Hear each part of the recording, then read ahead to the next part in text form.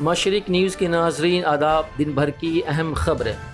دہلی حکومت نے corona virus کی وجہ سے تمام اسکولوں کو 31 اکتوبر تک بند رکھنے کا کیا فیصلہ۔ مہلک ترین اور جان لیوا عالمی وبا کووڈ-19 کی روک تھام کے لیے گزشتہ روز ملک میں 11 لاکھ سے زیادہ کورونا وائرس کے ٹیسٹ کرائے گئے۔ صارفین اور فوڈ اینڈ سپلائی کے مرکزی وزیر رام ولاس پاسوان کے دل کا کیا گیا آپریشن۔ ملک میں کورونا ٹیسٹ کی تعداد 7 کروڑ 90 لاکھ کے قریب پہنچی۔ اس ماہ کے اخیر طے کیا جائے گا کہ کن لوگوں کو کورونا ویکسین دیا جائے گا، ہرش وردھن نے کہا۔ اقتدار میں آتے ہی سیاہ زرعی قوانین منسوخ کر دیں گے، راہل گاندھی نے کسانوں سے کیا وعدہ۔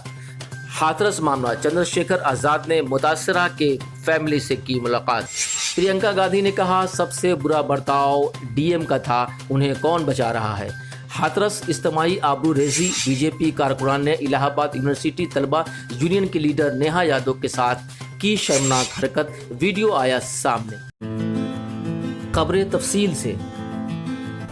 ڈی ایم کے رہتے سی بی آئی جانچ متاثر ہونے کا خدشہ مایاوتی کو نظر آ رہا ہے۔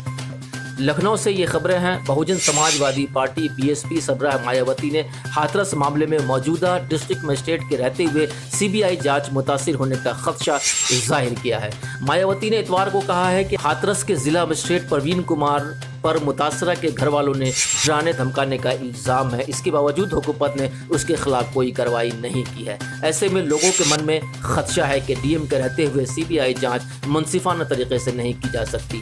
انہوں نے ٹویٹ کیا، ہاتھرس اجتماعی آبروریزی معاملے کے متاثرہ کنبے کے ضلع کے ڈی ایم پر دھمکانے وغیرہ کے کئی سنجیدہ الزام لگائے گئے ہیں، پھر بھی یو پی حکومت کی پر اصرار خاموشی تکلیف دہ ہے اور بے حد تشویشناک ہے۔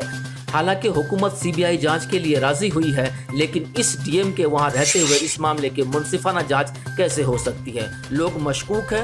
بس اب تک کے لیے اتنا ہی، اگلی اپڈیٹ کے ساتھ پھر حاضر ہوں گے۔ مشرق نیوز کے ناظرین، شب بخیر۔